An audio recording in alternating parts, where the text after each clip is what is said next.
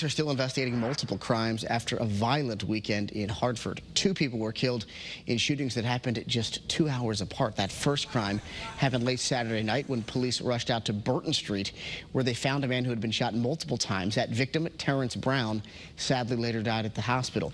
Investigators say the violence happened after a large gathering apparently got out of hand. Police also responded to a second shooting early Sunday morning on Fish Fry Street. Investigators say someone killed 36-year-old Antoine Gouge. Officers say these crimes, though, are not connected, but those shooters are still on the loose. Police say there have been 13 homicides in Hartford so far in 2024.